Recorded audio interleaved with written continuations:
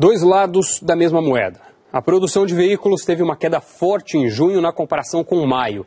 Mas em relação ao ano passado, o setor registrou um bom crescimento.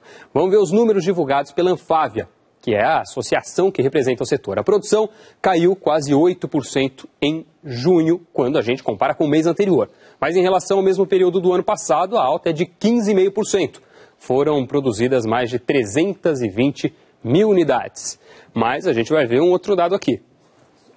A Anfávia diz que as vendas foram impactadas pelos protestos agora. As manifestações afetaram os compradores e afastaram os compradores das lojas. Foi registrada uma queda de quase 10% em relação ao mesmo mês de 2012. No geral, o setor tem motivos para comemorar, sim. No primeiro semestre desse ano, o emplacamento chegou a 1.800.000 veículos. Isso representa uma alta robusta de quase 5% em relação aos primeiros 6 meses do ano passado e um recorde de vendas e de produção nos 6 primeiros meses do ano também. A gente recebe aqui no nosso estúdio do Conta Corrente a economista e sócia da Gibraltar Consulting, Zeina Latif. Seja muito bem-vinda. Obrigada. Tudo bom, Zeina? Boa noite.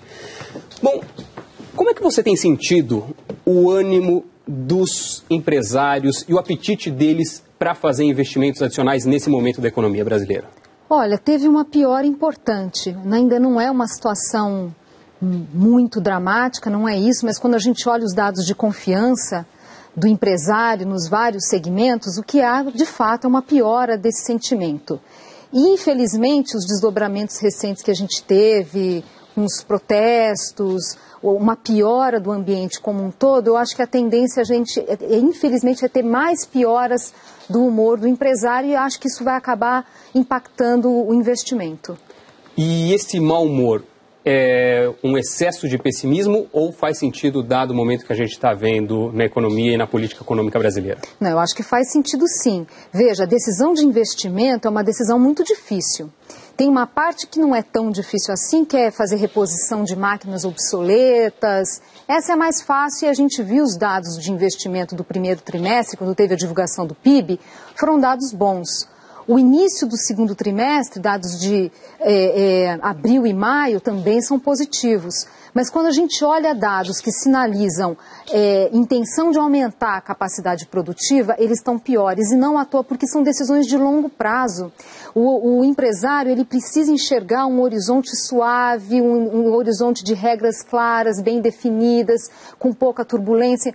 Daí, quando a gente soma as incertezas do cenário internacional, que não são poucas, gerando essa volatilidade nos mercados, o humor do empresário é muito sensível a isso. E ainda de quebra, essa piora do ambiente doméstico, quer dizer, é muita coisa para ser digerida, não tem como, investimentos mais sofisticados, de mais longo prazo, vão ficar de lado.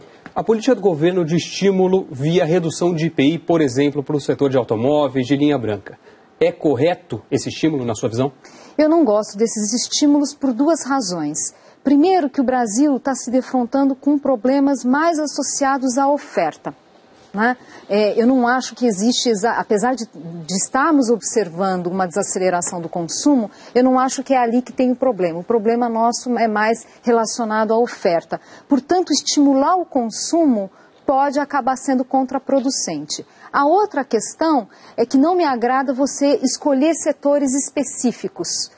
Porque tem que lembrar que quando você está escolhendo um setor, significa que outros vão ter que estar pagando algum preço. Não é neutro para a economia, não é um jogo em que um ganha e ninguém perde. Você gera mais assimetrias ainda, né? Eu acho que gera mais assimetrias e no final eu acho que o resultado tende a ser incerto, porque você vai inserindo mais distorções na economia. Então, eu preferiria outro tipo de estímulo, não ao consumo, e se fosse ao consumo, uma coisa realmente mais uniforme, horizontal.